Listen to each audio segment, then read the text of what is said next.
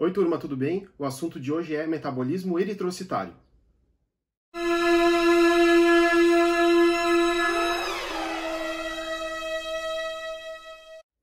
Nessa aula a gente vai falar sobre as principais vias metabólicas que acontecem nos eritrócitos. O sangue é composto por 55% de plasma. No plasma a gente tem a água e também várias proteínas do sangue, assunto de uma outra aula. Os outros 45% de volume do sangue são compostos pelas células. Dentre as células, o principal componente é o eritrócito. Além do eritrócito, a gente tem também plaquetas, linfócitos B e T, monócitos, eosinófilos, neutrófilos e basófilos. Como acontece a eritropoiese, que é a síntese de hemácias? Na medula óssea, principalmente ativado pela eritropoietina, a gente tem proliferação e maturação da série eritroide a partir da célula-tronco hematopoiética. Nessas primeiras etapas, os precursores dos eritrócitos têm núcleo, ou seja, eles têm a capacidade de produzir proteínas, entre outras coisas. Quando os eritrócitos são liberados para a circulação sistêmica, eles já estão sem núcleo, sem organelas e também no seu formato tradicional, que é um disco bicôncavo. Em algumas situações, a gente pode ter a liberação da célula precursora dos eritrócitos, que são os reticulócitos, que ainda têm fragmentos de RNA. Quando há uma menor circulação e distribuição de oxigênio para os tecidos periféricos, a gente tem um aumento da eritropoietina, que faz com que aumente também a produção de eritrócitos. Agora uma visão geral sobre o metabolismo dos eritrócitos. A primeira consideração importante a fazer é que os eritrócitos maduros não têm organelas intracelulares.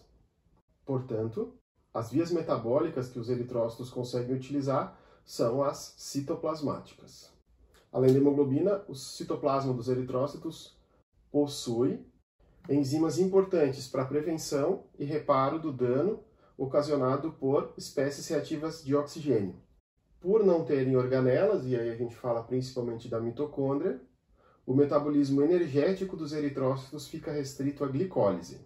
Apesar de ser uma célula que tem como principal função o transporte de oxigênio, por não conterem mitocôndrias, o metabolismo da glicose nos eritrócitos é anaeróbico. A oxidação da glicose é parcial e termina com a conversão de piruvato em lactato. O ATP produzido é usado para transporte de íons através da membrana celular do eritrócito, principalmente sódio, potássio e cálcio. Também é utilizado para fosforilação de proteínas da membrana, além de ser utilizado nas reações da glicólise que requerem o ATP como fonte de fosforilação. Além disso, o NADH, também produzido na glicólise, nos eritrócitos, tem um papel importante na manutenção do ferro, da hemoglobina, no estado mais 2, ferroso. O que acontece muitas vezes é que espécies reativas de oxigênio oxidam o ferro para o estado férrico, mais 3, produzindo a metahemoglobina. O NADH tem, portanto, essa propriedade de reduzir o ferro para estado ferroso, permitindo a interação do ferro com o oxigênio. A glicólise no eritrócito tem dois desvios importantes. O primeiro dos desvios, também conhecido como desvio de Rapaport-Lupperin, está relacionado com a produção de 2,3-bifosfoglicerato. Mais para frente a gente vai discutir a importância do 2,3-bifosfoglicerato como um modulador da ligação de oxigênio na hemoglobina. De 5 a 10% da glicose metabolizada nos eritrócitos é utilizada para a formação de NADPH na via das pentoses fosfato. O NADPH é utilizado para manter a glutationa, um antioxidante, no estado reduzido.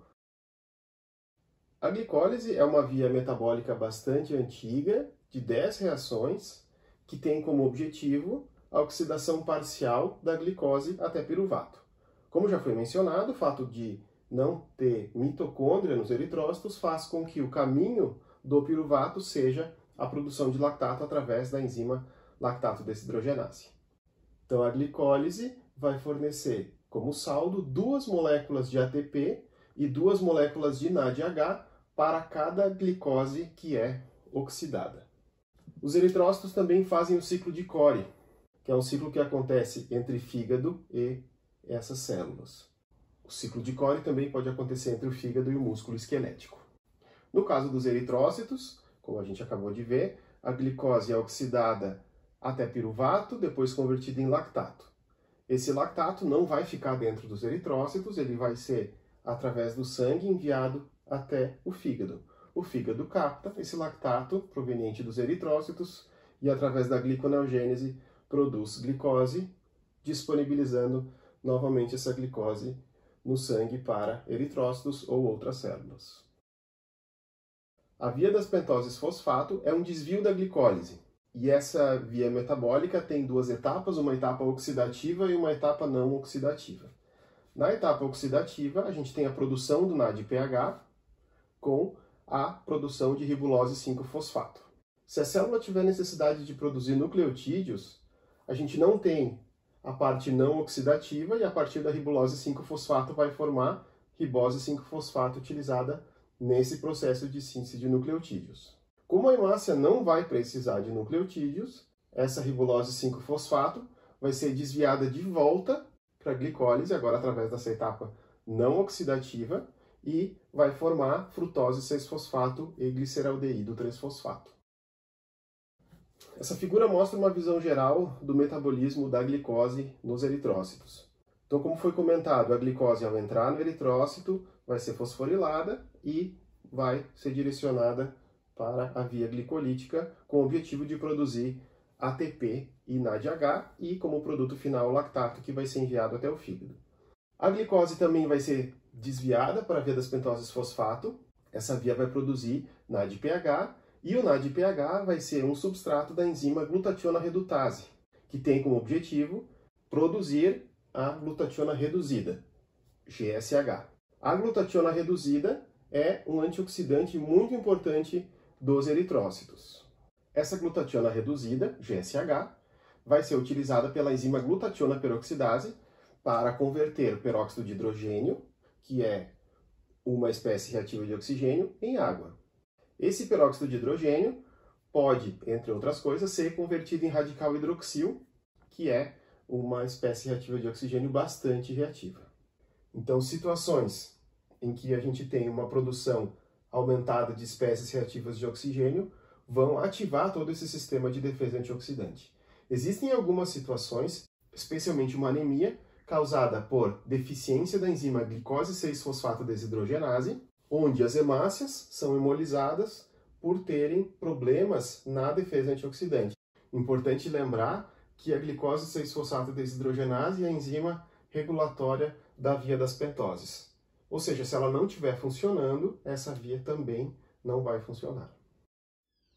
A hemoglobina é uma proteína muito importante no eritrócito, ela tem a função de transporte de oxigênio, também de transporte de CO2 e de tamponamento do sangue.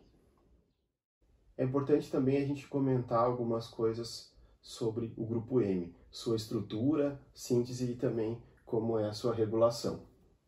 Então, o grupo M é uma parte importantíssima da hemoglobina. É no grupo M que a gente tem o átomo de ferro, e esse átomo de ferro é aquele que vai ligar com o oxigênio.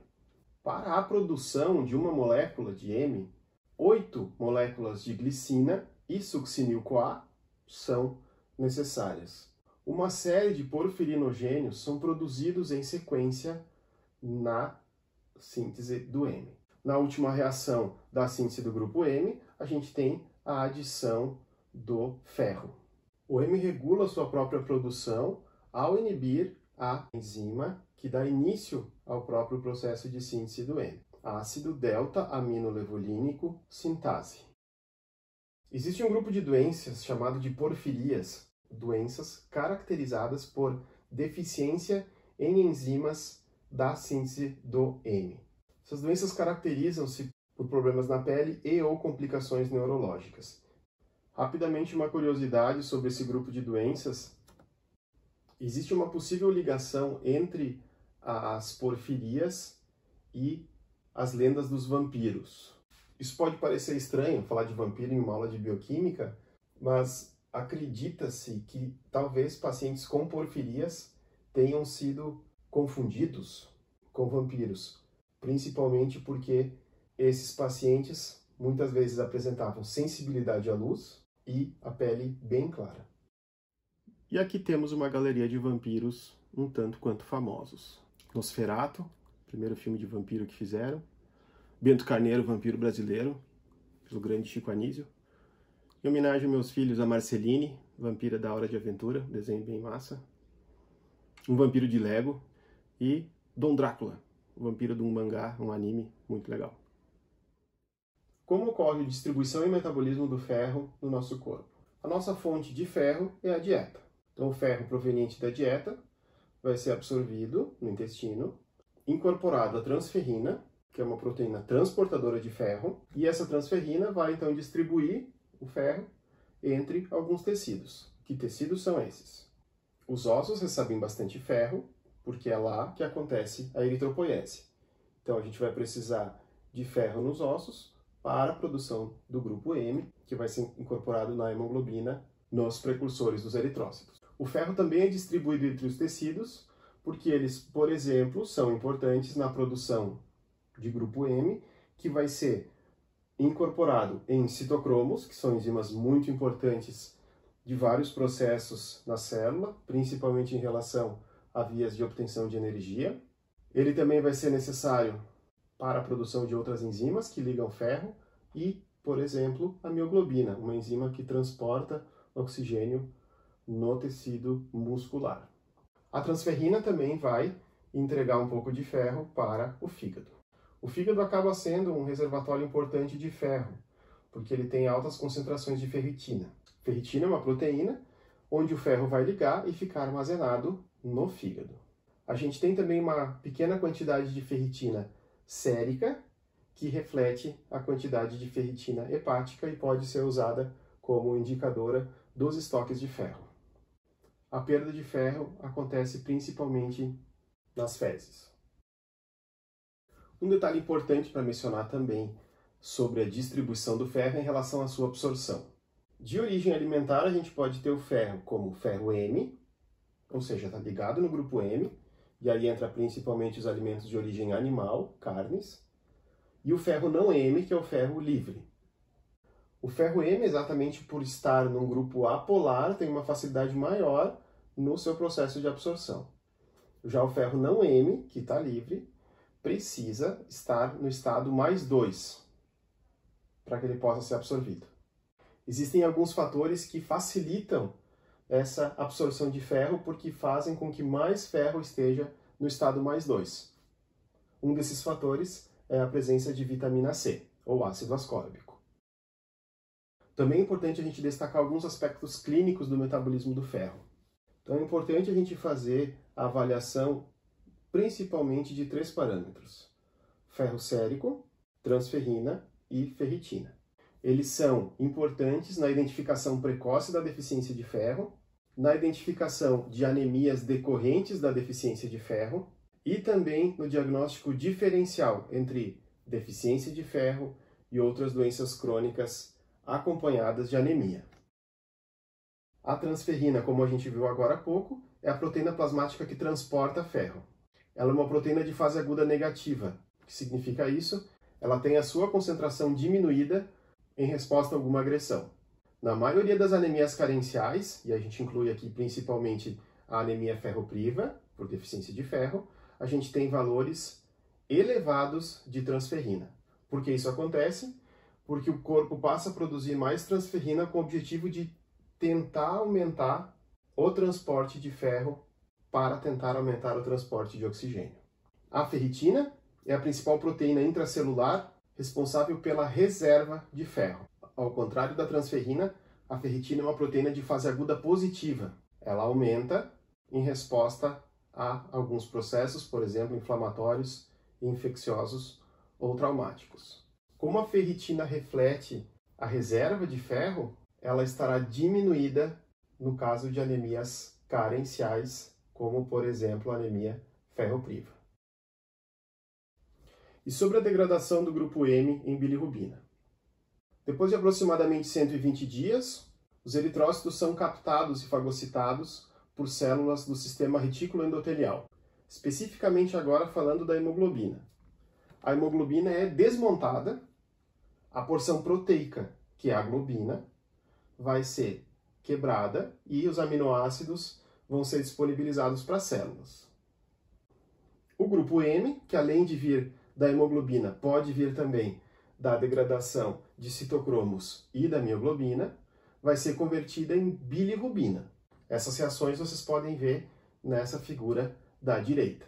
Essa bilirrubina ainda é bastante apolar, então ela não consegue ser transportada livremente no sangue, que é formado principalmente por água. O que acontece é que essa bilirrubina vai ser transportada pela albumina no sangue até o fígado.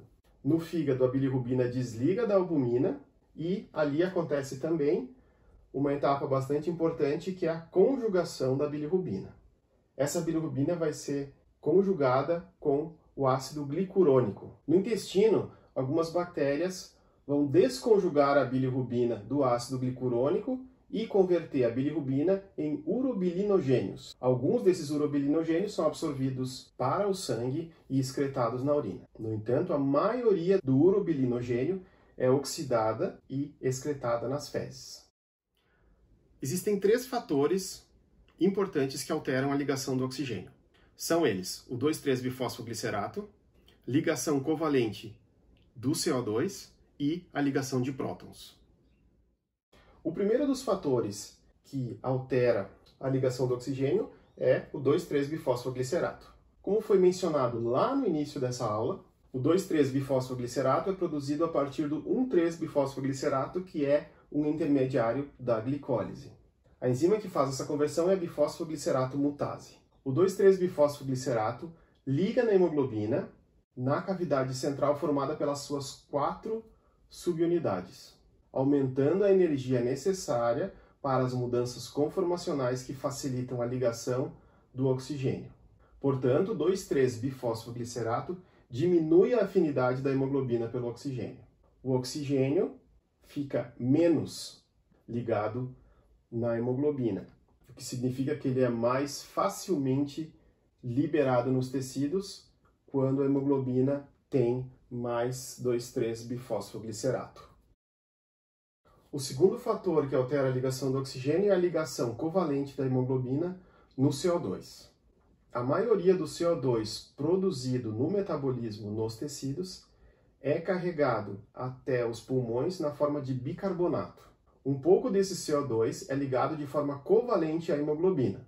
Nos tecidos, onde a gente tem uma pressão menor de oxigênio, o CO2 liga na deoxihemoglobina e estabiliza a sua conformação, como vocês podem ver aqui na figura A. Na figura B, a gente tem os pulmões, onde a pressão de oxigênio é alta.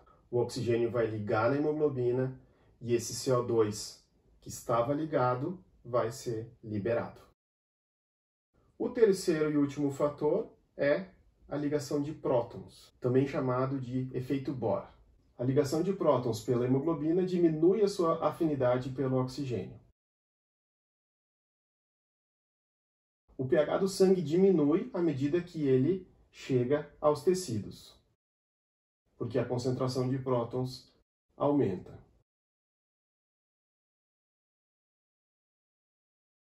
Por que isso acontece? Porque o CO2 produzido pelo metabolismo celular é convertido em ácido carbônico pela enzima anidrase carbônica que está presente nos eritrócitos.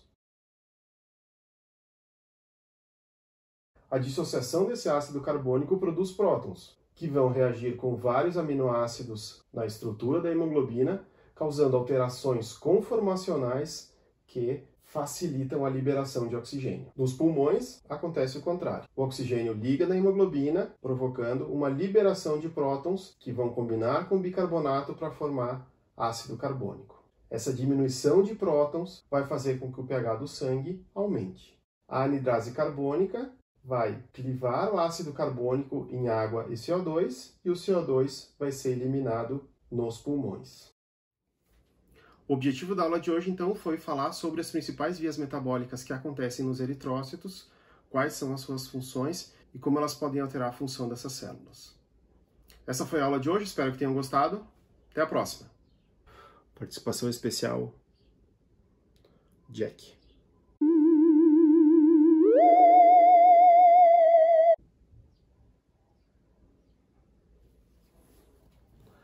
Sangue.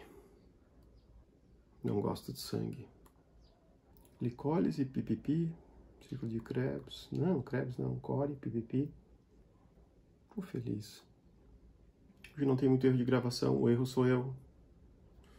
Posso ver sangue de todas as pessoas do mundo, mas se eu vejo o meu, eu desmaio.